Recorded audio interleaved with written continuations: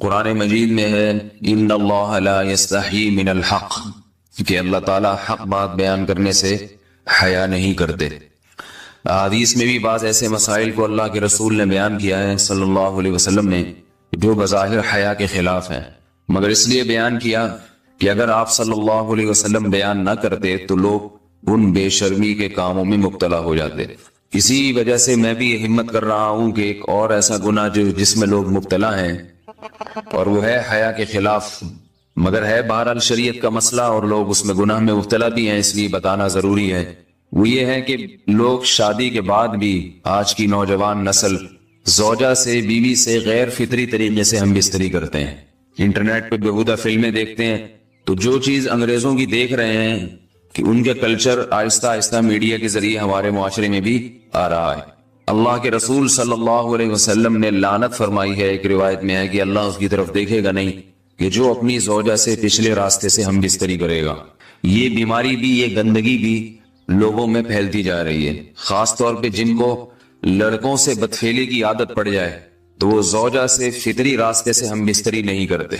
اللہ نے فرمایا کہ نساؤکم حرث لکم، یہ تمہاری زوجات ہیں، بیویاں ہیں، یہ نسل بڑھانے کے لیے ہیں، تو اسی راستے میں انسان اپنی خواہش کو پوری کر سکتا ہے جس راستے سے نسل بڑھتی ہے۔ اس کے علاوہ کسی اور راستے سے اپنی خواہش کو پورا کرنا یہ حرام ہے، گناہ کبیرہ ہے، گندگی ہے۔ ہمارے پاس کیسز آتے ہیں، ایک پاک دامن لڑکی کی شادی ہوتی ہے، لڑکا بھی بظاہر بڑا نیک، لیکن کیا ہے، لڑکا چونکہ ٹھرکی ہوتا ہے، شہوت کا درندہ ہوتا ہے، تو وہ یہ نہیں دیکھتا کہ میں اپنی بری خواہش مٹانے کے لیے میں اپنی زوجہ کو غیر فطری طریقے پر مجبور کیسے کر سکتا ہوں، تو مجبور کرتا ہے پھر اپنی بیوی۔ اس میں جو عورتیں زیادہ پاک دامن نہیں ہو، نیک نہ ہو، یا ان کو یہ ڈر ہو کہ طلاق ہو گئی تو ہم کہاں جائیں گے، وہ پھر اپنے شوہر کے ساتھ اسی غیر فطری طریقے پر آمادہ ہو جاتی ہیں، اور اس کا عذاب اور اس کا وبال یہ ہوتا ہے کہ کچھ دنوں میں ان کو بھی اسی کی لت پڑ جاتی ہے۔ انسان جب بھی کوئی غیر فطری راستہ اختیار کرتا ہے، آخرت کا عذاب تو بعد میں، دنیا کا عذاب یہ آتا ہے کہ پھر اس کو لذت فطرت میں آتی نہیں ہے۔ تو جو راستہ اللہ نے رکھا اس میں اس کو لذت نہیں آئے گی، وہ گندگی میں ہی گھسنے کی کوشش کرے گا، اس کی بھی فطرت خراب ہو جاتی ہے، اور جس کے ساتھ یہ بدفعلی کی جائے اس کی بھی فطرت خراب ہو جاتی ہے، وہ بھی پھر کسی کے قابل نہیں رہتے۔ تو اپنے جان پر رحم کرنا چاہیے۔ ہم انسان ہیں، ہم درندے نہیں ہیں، ہم گھوڑے نہیں ہیں، ہم گدھے نہیں ہیں، ہم جانور نہیں ہیں، ہم انگریز نہیں ہیں۔ انگریز نے تو حیا اور شرم کی تمام حدود کو توڑ دیا ہے، وہ تو درندے بن چکے ہیں۔ ہم تو درندے نہیں ہیں، ہم تو حلال کھاتے ہیں، پاک صاف رہنے کی کوشش کرتے ہیں، تو ہم ان کی جو کلچر دیکھ کے ہم ویسے درندے بننے کی کوشش کیوں کریں؟ تو یہ بہت بڑا وبال ہے، بہت بڑی برائی ہے جو ہمارے معاشرے میں آہستہ آہستہ جڑ پکڑتی جا رہی ہے، اور اس سے بیماریاں بھی پھیلتی ہیں۔ غیر فطری طریقہ ہے، بیماریاں بھی پھیلتی۔ ایسے کیسز آتے ہیں کہ جناب وہ مرد مجبور کر رہا ہے بیوی کو، اور وہ بیوی جو ہے ساتھ نہیں دیتی تو پھر اس کو طلاق کی دھمکیاں دیتے ہیں، ایسے کیسز بھی آتے ہیں۔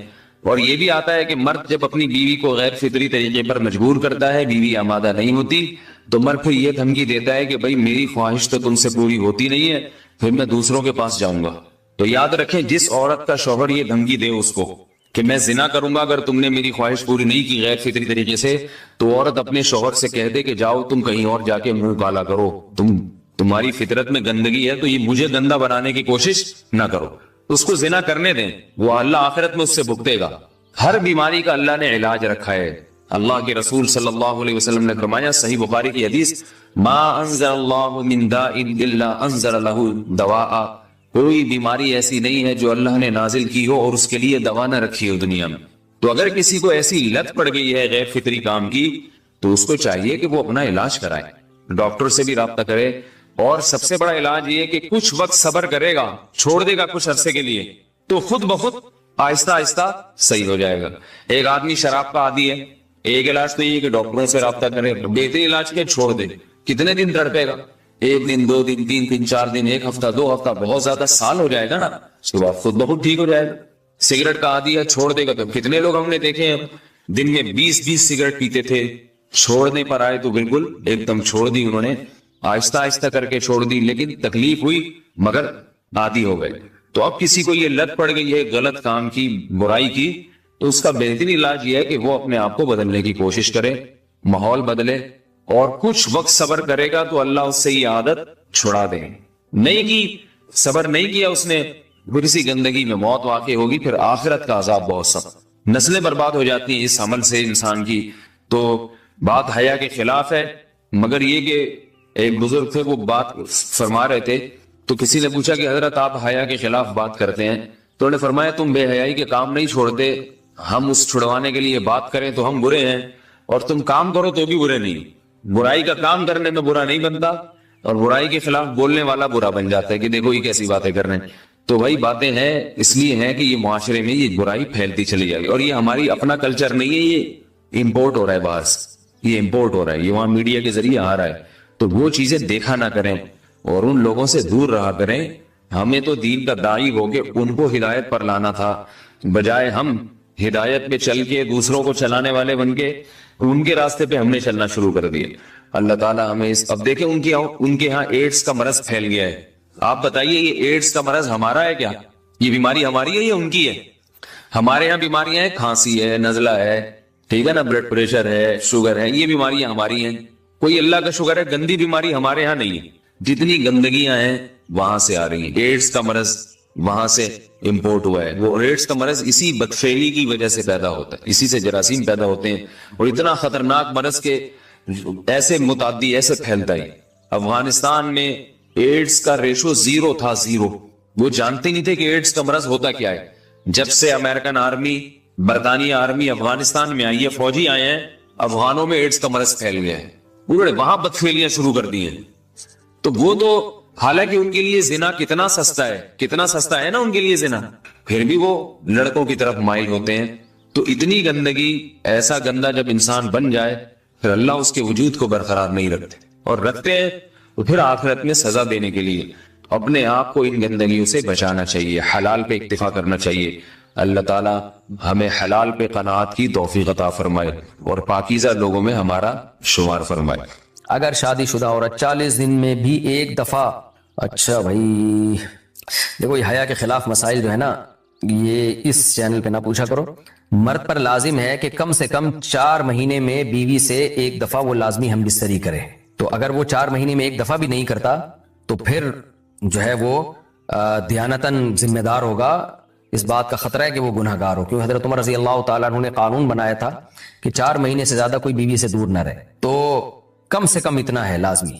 تو اس سے زیادہ بھی اگر کوئی مرد بیوی کے قریب نہیں آ رہا تو پھر وہ ظالم کہلائے گا شریعت کی نظر۔ حج کے دوران باقی ہر عورت اور ہر مرد کے حالات مختلف ہوتے ہیں، بعض عورتوں میں خواہش زیادہ ہوتی ہے، بعض میں کم ہوتی ہے، یہ نیچرل ہے، اس کا کوئی اس سے تعلق نہیں ہے کہ عورت کوئی بری ہے۔ بعض دفعہ عورت میں یہ خواہش نفس بہت زیادہ ہوتی ہے، اس کی ریکوائرمنٹ بہت زیادہ ہوتی ہے، تو لوگ پھر مرد اس بیوی کو برا سمجھنا شروع کر دیتے ہیں، حالانکہ اس کا برائی اور اچھائی سے تعلق نہیں ہے۔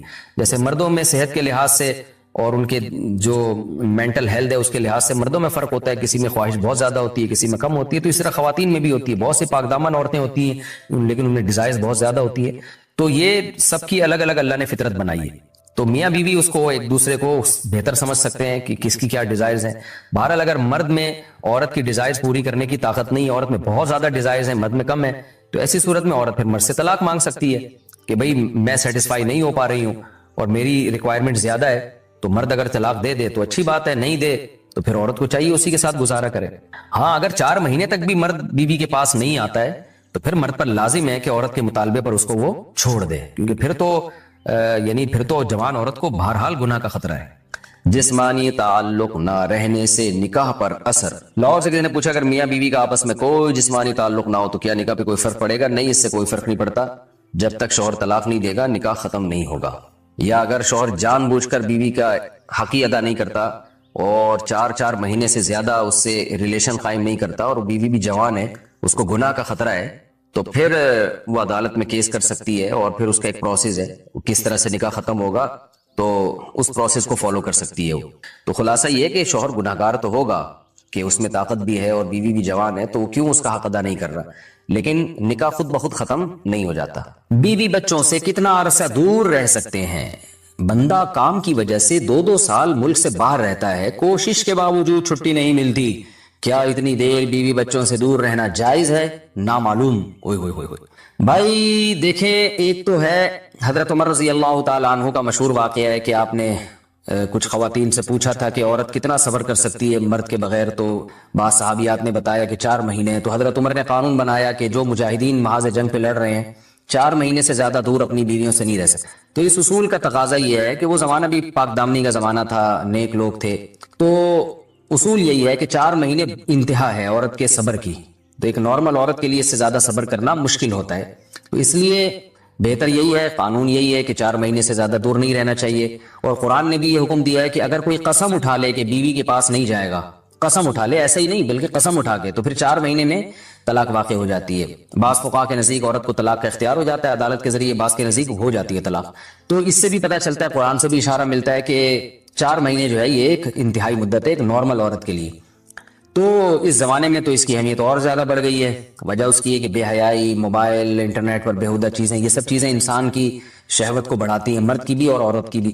تو اس لیے بھائی میں تو آپ کو مشورہ نہیں دے سکتا کہ آپ 2-2 سال بیوی سے دور رہیں. میں بدگمان نہیں ہو رہا، بہت سے لوگ 4-4 سال دور رہتے ہیں، ان کی بیویاں بھی پاک دامنی کے ساتھ زندگی گزارتی ہیں، خود بھی بڑے نیک شریف بن کے زندگی گزارتے ہیں. بہت سے ایسے لوگ الحمدللہ ہمارے معاشرے میں ہیں. لیکن بہرحال اس کلچر کو، اس رواج کو فروغ نہیں دیا جا سکتا، اس کو اپریشیٹ نہیں کیا جا سکتا، شریعت کے لحاظ سے بھی، عقل کے لحاظ سے بھی. 2 سال تک مرد کے لیے صبر کرنا کتنا مشکل کام ہے. وہ کھا بھی رہا ہے انڈے پراٹھے اور جناب کھانا پینا اسی سٹائل میں چل رہا ہے، یا تو روزے رکھ کے اپنے آپ کو آدھا کر دیا اس نے. تو سوال عورت کے ساتھ مرد کا بھی تو ہے نا. مرد نے تو قوت اور شہوت اللہ نے اور بھی زیادہ رکھی ہے، تو وہ کیسے صبر کرے گا؟ مرد کی جو قوت برداشت ہے وہ فقہا نے اور اطباء نے بیان کی 1 مہینہ ہے.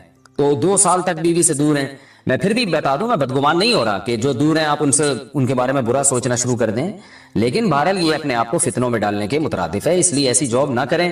2-2 سال تک بیوی سے دور ہیں، یا تو بیوی کو ساتھ لے کر جائیں یا بیوی کے ساتھ ہی رہیں. کہیں ادھر ہی کم پیسوں میں انسان گزارا کر لے بیوی بچوں کے ساتھ.